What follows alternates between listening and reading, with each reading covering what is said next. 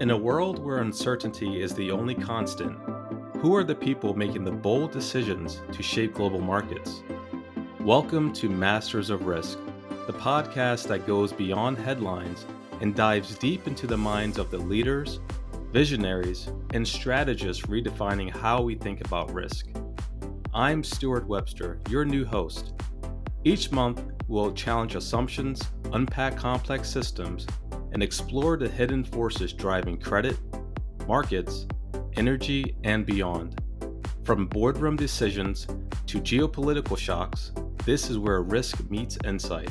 Grab your front row seat and let's get started. Welcome to Masters of Risk, Episode 17. I'm your host, Stewart Webster. Today we're meeting with an all-American track athlete turned capital markets expert. Cameron Dayne has managing director level experience at major banks covering interest rate risk and currency risk management. He leads interest rate risk strategy across the United States, including California, Texas, and Michigan. He has a finance degree from the prestigious Morehouse College and is also a board member at Alexander Children's Foundation. Cameron, thank you for joining the podcast today. Thanks for having me. Absolutely. So we're definitely in an interesting time in the risk management space. I know as a risk analyst myself, it's been very active nowadays, and it seems like the economic landscape it feels quite uncertain, right? So when we look at the equity market, we see a lot of volatility. I look at the volatility index; it's been heightened for some time now. The dollar index was below 99, so that's showing some precarious activity in the market. And the last time I checked but last time I left my desk rather, crude oil futures were below $60 per barrel, and then also policy shifts are on the horizon, especially with tariffs. So it seems like all of these macro pressures are starting to converge. So I'm just curious, from your point of view, how would you describe the current economic environment, and why does risk, particularly interest rate risk and currency risk, deserve more attention from corporates now? Yeah, I mean, you hit the key word there, uncertainty, and I would say that uncertainty is an understatement in the current market environment. We don't know what's going to happen tomorrow. I mean, we heard about as we talk right now, the U.S. and the U.K. agreed to a trade deal, and there are apparently more to come. But the biggest one I would say is from China. That's the biggest one, and we don't have any certainty around that. What does the tax policy look like, that, and how does that affect folks? We're looking at tariff policies and things like that. But like you said, it's affecting all markets. It's affecting every asset class: equities, rates, currencies, commodities, all the way to crypto markets. And so you don't know which way to when you don't know which way to go, when you never know exactly where that next grenade's going to hit. uh, it makes sense, in my opinion, for corporates to look at gaining certainty where they can gain certainty. I always tell people, especially, it's like, where do you feel the most safe? You feel the most safe when you have certainty, when you know that the alarm's on, when you know that the door's locked. That's where you have that certainty. And when you have questions about that, it makes you jittery. And so I use that analogy with corporates as well. It's like, as a CFO, as a CEO, just a corporate controller, what do you prefer when you've got to wear all of these different hats? Where you've got to worry about, even now with, and we'll talk. I know we'll talk about it later, but artificial intelligence, AI, and all those different things. How are you managing to keep all those different balls in the air? And in my opinion, you gain certainty where you can. And one of those places, or a couple of those places, or a few of those places, I'll say, is with interest rates, currencies, and commodity prices. Yes, you can lock in the price of crude oil. You can lock that in for the next 12 months or 24 months. You can lock in the price of copper. You can lock in the value of the dollar versus the euro as it is today, or on a forward basis. And of course, you can lock in on a fixed rate basis your interest rate risk.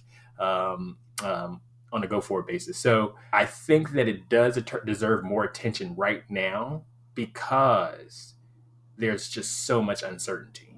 And when there's so much uncertainty around you, the best course of action is to gain certainty where you can. Absolutely. No, that makes a lot of sense. And it seems like now we're risk managers, but it seems like we're also being therapists as well, right? So I guess when advising clients in highly volatile markets, is there a specific framework that you have? So what's your framework for helping them stay calm and make sound risk decision in this type of environment? Yeah, I've been in this business across three different decades. So I've seen how folks look at just specifically interest rate swaps after the global financial crisis. I know how some corporates see that as swap is a four-letter word, but they see it as a different four-letter word. Just thinking about what the risk was when locking in the early 2000s and doing longer term fixed rates and seeing rates fall down and seeing those early termination penalties. I understand the fear around it, but you've got to look at hedging as a muscle rather than a monster. It's not a situation uh, where you should be playing based on what's happening in the economy. Again, even presidency and the last presidency, any presidency before, you don't know exactly what's going to happen tomorrow. You never know when a geopolitical issue is going to arise. You never know when there's a black swan event that occurs, and so because of that, when you choose it, when you operate it as if it's a muscle, meaning you're instituting a program, it's easier to look back and say we're doing this because it matches what we expect our debt portfolio to look like. When we're looking at interest rates and saying, okay, we want to make sure that we have at least 60% of our debt on a fixed rate basis. When you fall below that 60% and you execute another swap that gets you back up to 60%, you don't look back at it and say, well, rates came down after we locked in that rate, and so it was a bad decision. No, you operated your company based on that particular muscle of saying we're going to have 60% of our debt on a fixed rate basis. We're going to lock our future equipment purchases on every single deal that we have when we purchase something from Germany. Those are the things that we're looking at. It's like you clarify the objective. Are you protecting cash flow? Are you managing debt covenants? Are you reducing earnings volatility? Have that muscle in place and have that framework in place, because that reduces, okay, we've got to time this market right, or if we do it today and rates come down tomorrow, are we going to feel like we made a bad decision? No one can time the market, especially in 2025. And you see people who are trying, but volatile markets don't call for panic; they call for preparation and precision. And so when you have a program in place, and I know there's a lot of P's, when you have a program in place, a framework that allows clients and corporates to really look back at those decisions and say, hey, this is just what we're aligned with. This is what we've established as a program, as a framework, and that's how I present it to my clients. Because again, control where you can control, but do not try to predict the markets. Prepare for the markets. Wow, that's good. You're making me feel comfortable now. Um, I never heard someone, compare the markets to muscles and human anatomy. So we're definitely seeing your athletic experience come out there. But I kind of want to shift to your leadership experience now. So you've led risk across California, Texas, and Michigan. Now, of course, all of these states are within the same country. But do you see regional nuances in how companies perceive or manage risk based on where they're at geographically? You know, a little bit, yes, just because of the type of companies that are in each place. I mean, Texas is going to be a lot more energy oriented. California and Texas do border Mexico, and so you're going to see some differences with, especially on the currency side, with how goods are moved back and forth. But even in Michigan, that borders Canada. So you're seeing some of those international flavors as well. But generally speaking, I think it's more industry based. Manufacturing and industrial companies tend to want more certainty. Again, especially when you're dealing with in 2025, a lot of different issues associated with what's happening internationally, and the uncertainty that's associated with that. Again, you want to gain certainty where you can gain certainty. Those cash heavy, those tech companies tend to be more risk takers. They say, hey, we're fine with going with the markets, and so you don't see a lot of them locking in their risk. You see a lot of those folks just taking the risk. It's, hey, we want to be nimble, we want to remain nimble. But those California corporates, Texas corporates, Michigan corporates that are a lot more mature and have tighter margins tend to want that certainty. And so, not necessarily by any specific region that you see more folks. It's more, I would say, industry based and age based. Those, like I said, those mature companies that have tighter margins, that aren't, looking at those 30-40%, so looking at, 3, 4, 5, 6, 7%. They're going to be a lot more keen to say, I don't want to take the swing of what's happening with the economy, especially when you're looking at a Fed that's data dependent but also politically conscious. Why take that risk with with that kind of a market environment? Just again, if you can manage your margins right now where rates are, then you should lock it in, or then you should consider locking it in on a go forward basis rather than playing against the market. Absolutely. And you just spoke about the Fed being data dependent, and that's something that Chairman Jerome Powell mentioned yesterday in the press conference. So I wanted to get your take on, I guess, the Federal Reserve and monetary policy going forward. To me, it seems like the path forward has been anything but clear. It seems like the Fed could be stuck between a rock and a hard spot, just given their dual mandate. They have to keep unemployment low. They also have to keep inflation low. However, the tariffs do appear inflationary, and then, to combat that, they would have to raise interest rates. But if they raise interest rates, that would stymie economic growth and could increase the unemployment rate. And then on the flip side, if we drop interest rates, that would spur economic growth, but then that would help inflation rear its ugly head again. So it seems like they're in a precarious situation too. So I guess, how are clients weighing policy unpredictability, and how do you see Fed independence playing into risk right now? Yeah, like I said, most of my clients, if they listen to, again, looking at it as a muscle, not a monster, stop trying to game the Fed. Stop trying to bet against the Fed and figure out and read all the different. You've got so many different members and so many different speakers on the FOMC, the Federal Open Market Committee, that you're going to have some doves, you're going to have some hawks, and a dove's going to speak to you one day, and a hawk's going to speak against you, or vice versa.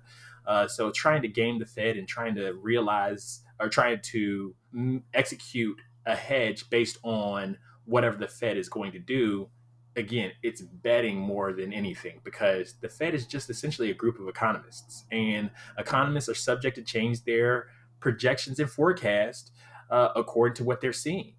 And right now, we're seeing this environment where we could be heading into that, that word we don't like to say, that S word, stagflation, that describes exactly what you were saying, potentially higher inflation and weaker growth and lower in unemployment, or higher unemployment.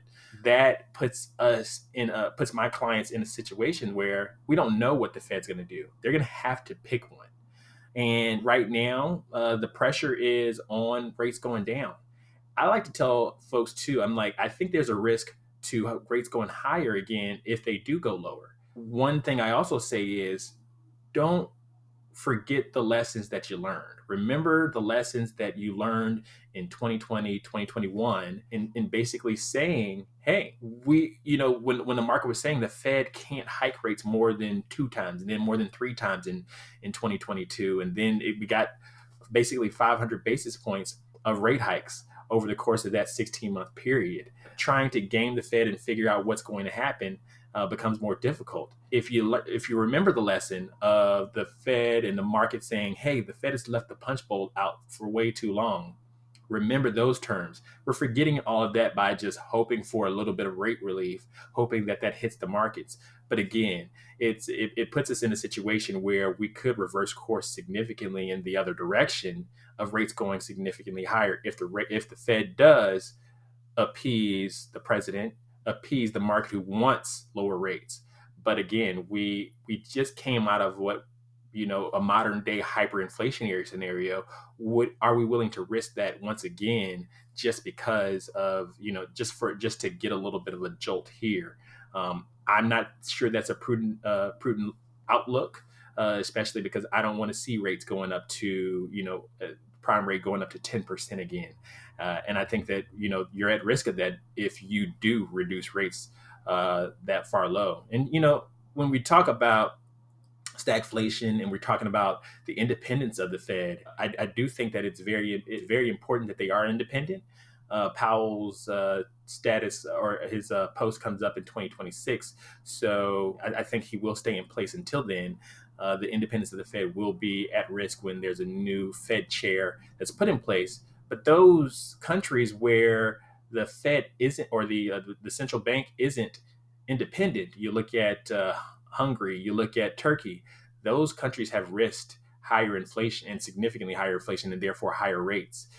Turkey, especially, was in the 10% range for their target rate. Now you're looking in the 40% range. And I'm not saying we go to those levels, but those are the risks that you have when you don't have an independent central bank.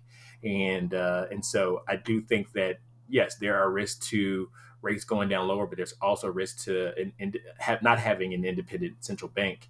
That plays into risk strategy, especially. Yes, we could see rates come down if you execute today and the Fed appeases the president and appeases the market and says, hey, we're going to give the market a little bit of jolt for coming by bringing rates down.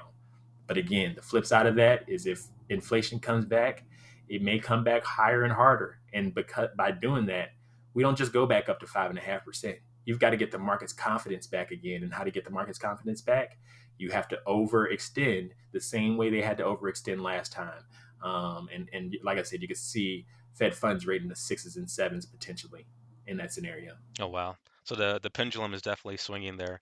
And I definitely echo your sentiment as well. One of our all-star analysts at S&P Standard and Poor's is Sam Stovall, and historically he wrote a book called The Seven Rules of Wall Street, and one of the rules was don't fight the Fed. And that's exactly what you're alluding to here. The Fed is a group of economists, like you said. They're highly data dependent. And they don't have any feelings, right? So don't fight the Fed, as you mentioned. Right, right. Uh, Kind of want to shift to innovation in the future. Especially last year, we saw the rise of artificial intelligence, large language models, a lot of GPTs.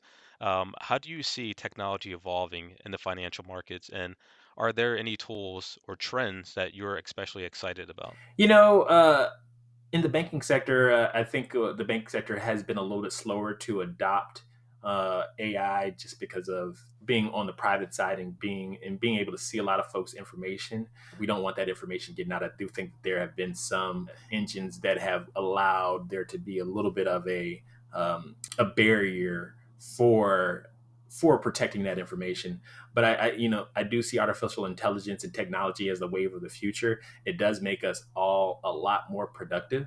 Being able to look through data and parse through a 10K or a 10Q or a set of 10Ks and 10Qs and be able to say, and I'm not sure that folks are doing this as much. I think that it's coming, but being able to look through and be able to say, okay, well, what's their fixed rate debt mix? What's across the industry of these 10 companies that are in manufacturing? What's their fixed rate debt mix? What is the trend for the industry?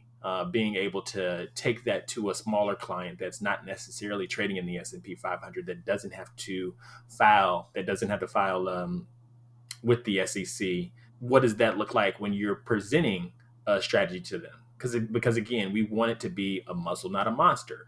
Not just trading on, okay, hey, rates have come down 30 basis points. I think now's the time to do it. Because what happens if rates come down 20 more basis points? They're going to feel like they made a bad decision. But if you say rates came down 30 basis points, I think is an opportune time just because of where we've seen from the markets. But this also aligns with where the market is and where the companies that we use as comps for you, where they're trading at 70% of debt, then you execute based on both of those things. You don't just have you don't have just you're using your context to gain clarity. And so I do think that technology will have a role in making us more productive in how we present things. That it's not just like you said before, like we're more advisors than just establishing where or selling the idea of where to do risk. We're therapists more than anything, rather than hey, this is what's happening in the market and this is what you should do. It's more like a hey, based on what we're seeing elsewhere, here's what the data is saying. There is no right or wrong answer. If there was, I would be a multimillionaire on my boat right now. I'd be filming this from there, and everybody be paying me for this information. But no, none of us knows what's going to happen. None of us knows the exact debt mix that folks should have. No one knows when the best time of action is to lock in the dollar or something like that. So things like that, technology can help with to say here's what happened historically. But since we don't know the future, this is what it also aligns with in the industry. And so I think that technology will help with that and recommending tools that don't just show exposure but suggest actions. Oh, absolutely. And Cameron, you're saying that you're not on the boat, but if our audience could see you, they would see that you're definitely yacht ready right now. You're sharp. Um, Yeah, so you're right in terms of artificial intelligence and advanced technology. Um, it's the banking industry has been slow to incorporate that, as well as the investment industry, and kind of rightly so, because we're highly scrutinized industry. We're also highly regulated as well, and then oftentimes we act as fiduciaries. So we want to make sure that the confidentiality is there. As someone who has a mortgage, would you want your FICO score out there or your social security number? Through all these different systems. So I think you're right in terms of why the banking industry hasn't started incorporating AI as fast as we thought it would be. And then you mentioned the risk advisor, right? So it seems like everything's changing rapidly, whether it's technology, new risks like geopolitical risks, new markets. So how do you see the role of a risk advisor evolving over the next 5 to 10 years? At least for me individually, I can't speak for anyone else. I'm very customer oriented. I'd like to see it from the point of view of how how can we help each other? Obviously, helping me is by executing a deal with me, but it's not just education anymore. It's how this transforms your entire organization. How can I help you not only by executing the hedge? How can I help you with your chief strategy officer? What does this strategy look like for the next 5 to 10 years? How does that work along with operations? How does that work along with accounting? And if I don't know the answer, at least hopefully I have the resources that allow you to find that answer. I can be a hub. I can run as a quarterback for your entire organization. An interest rate or currency hedge, while historically it has been a one time, well, not necessarily a currency hedge, but interest rate hedges, it's like we do this one or two times within the course of that particular debt piece. And then, we just let you know what the value is and things like that. But we're not doing a lot of the strategy associated with it, or we're not talking about the operations associated with it. So I think that the role of a risk advisor is going to evolve beyond a markets or derivatives expert. You're going to be more of a translator between finance, operations, and strategy. And not only that, adding in tech. How does tech associate with this? And so, like I said, advisors need to understand the context. And so you need to step into the role of the context builder and the narrative shaper, explaining to CFOs and treasurers and controllers the risk decisions, making sure they understand, but then also making sure that you're taking that a step further and saying, okay, the board, the investors, your credit partners, do they understand the value of this interest rate hedge and why you have instituted a program of 70% of your debt on a fixed rate basis, 60% of your debt on a fixed rate basis. And so, and then also because it's not just a fixed rate, you've got all types of structures, you've got options based structures and things like that. While you can have more products that associated with it's less about the product, but it's more about the partnership. We're not just recommending a hedge, we're coaching you on the risk. So we're risk coaches rather than risk advisors. Oh, absolutely.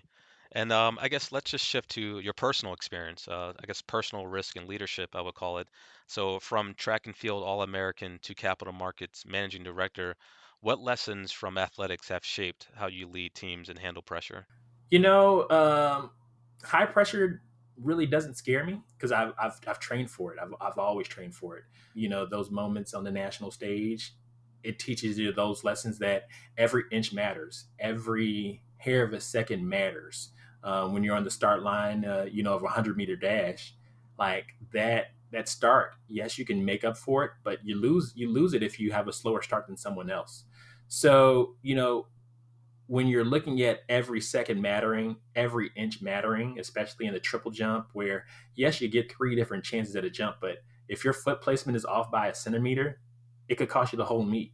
And you don't get another chance. Like there is no, hey, we're just going to measure where your foot hit. No, you've got to hit it right on or behind that line. And so that attention to detail has helped. The discipline to train for that perfect moment has shaped how I lead in capital markets. That ability to say, okay, I'm going to work hard behind the scenes. I'm going to make sure I do all the research and all the work so that when I show up to the table, I have the information that I need. And then not only that, I've operated under this guise of pressure of being able to say, I can handle the questions that you're going to have because I prepared. That work ethic, that ability to deal with pressure, that understanding that every inch matters. That's how I approach my leadership in capital markets. Small decisions compound. So it's whether you were willing to wake up at 6 a.m. Or 5 a.m. out here to, even though you don't have any East Coast clients or something like that, or none of your East Coast clients need anything, making sure that I wake up early and leave the office late. That's how I approach my leadership to capital markets, because your clients are depending on you. They're depending on you to be the expert. At least that's how I want them to depend on me. They don't need to be an expert in derivatives markets, swap markets, currency markets, or interest rate markets. Use me. Use your research. Use your resources as experts, or use your experts as resources. And so, if that's who I want to be, if that's how I want to lead, I've got to realize that every inch matters, every minute, every second matters, and I've got to maximize those. So that's how my athletic accomplishments which are now over 20 years old, are still affecting me and leading me in my leadership in capital markets. Absolutely, and that's definitely inspirational. And I'm sure that strong worth ethic is what has transformed you into a successful managing director over that 20-year period. I've always admired the track and field athletes because, especially the track athletes, the sprinters, they're training for years just to shed that time by zero point 0.1 1 second, zero point 0.5 seconds. So definitely inspirational. I know you have to follow your diet, like you said, wake up early, always be ready to Oh, yeah. train, so on and so forth. Um, and I guess lastly, what's a risk you took in your career that really paid off, and what did you learn from it? I've changed firms a couple of times. And I didn't change firms necessarily because they were bad firms. I changed firms for again to see if I could take my career to the next level. So far, knock on wood, those risks have paid off. But I've left comfort. I've left comfort of role specifically. I've left comfort of people who are around me. I think I was reading somewhere that people leave companies because they leave managers, and that was never the case for me. I've worked for great managers. I've kept in touch with each of them because it wasn't about that. It was about the opportunity that to take a risk on myself. And so when you leave that comfort, when you leave a place where it's like, hey, I know these people, I've worked with them for 10 years, and they know me back and forth. They know how I operate. They know my work ethic. I don't have to prove anything to them. If there's a down year in the markets, we're not looking at me and the things that saying, hey, Cameron's not doing what he's supposed to be doing. They know I'm doing what I'm supposed to be doing, that it's just a matter of the markets. And having to leave that and go somewhere new and reestablish that, those are huge bets that you're making. But it's forced me to walk into situations once again with humility and know I need to listen more. To be honest, I mean, there is a side of me that not necessarily takes the foot off the gas 100%, but you might not have it floored necessarily. But when you go to that new organization and you're trying to establish that reputation, going back to the athletics lessons, you push the gas, you push it down fast, and so you make sure that you establish that reputation that allows you to build trust fast.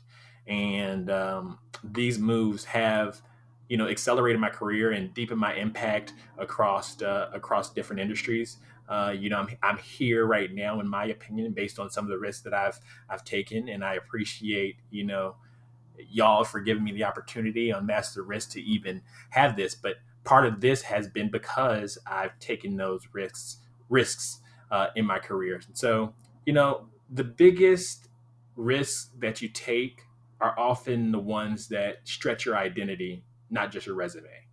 And while these risks have improved my resume and accelerated my career and deepened my impact, they have taught me a lot about myself. And so I've learned that I no, you know, I am a hard worker. I am one that's willing to work harder than anyone else, or just as hard as anyone else out there. But it also has taught me, hey, there are different folks in different ways and different styles. You can learn from a lot of different, and you can affect a lot of different people differently. And so those are the things that it's worked on me, not just from a resume perspective. It's worked on me as a man, in teaching me how to go into new situations, how to go into foreign territory and win people over, gain that trust. And I've done that a few times, and I value that ability to this day. And I've just learned a lot about it, a lot about myself. And I can also, from that point, mentor others when they're asking me, hey, should I take this risk? I've been here for 10 years and the people know me. What led you to take that risk? I mean, sometimes you just gotta, and I think in athletics too, sometimes you just got to get up to the line and just when the gun goes off, it doesn't matter who's around you. You got to run that race, and you run your race the way that you can run your race. And if you run your race the hardest, and at the end of the day, you can look back at it, and sometimes you win, sometimes you lose. But if you run that race your hardest, you've won in your heart. And so that's what I've learned significantly in taking these risks of moving to different firms. Another risk I would say I took is, I do have a LinkedIn, and I do videos on there, market videos, market space videos that just give a little bit of an update. And that was a risk that I took. I don't feel like I've never felt like I'm been a person who's in front of the screen, but it's you just got to press record, and that information that's markets based. I've got one that I'm trying to record here shortly, based on the Fed's decision yesterday. If I wait till next week, that's pretty much stale. You've already got the U.S. UK trade deal, and it's probably affecting the markets more than the Fed decision yesterday, today. So it caused me and forced me to, one, be on top of my things, but also get that information out there in front of people who would rather see video rather than reading a different post on LinkedIn. So just continue to take risks. I think that that's paying off. It's not paying off, financially, and not to see that I want it to pay off financially, but it is making me a lot more of a resource to folks than just everyday folks than I would have thought before. And so that's paying off for me as well. Absolutely. Wow, this has definitely been a grand slam session. Cameron, it's been a real masterclass in risk, from the macro shifts shaping today's economy to the human resilience behind bold decisions. What you shared reminds us that risk isn't just something to manage, it's something to understand, to lean into, and when done right, to turn into opportunity. And to our listeners, whether you're navigating the volatility of global markets or leading teams through uncertainty, remember what Cameron said: clarity, calm, and preparation turn risk into a strategic advantage. That's it for this episode of Masters of Risk. If you found value in today's conversation, be sure to subscribe, share, and leave us a review. Until next time, stay smart, stay resilient, and keep mastering risk.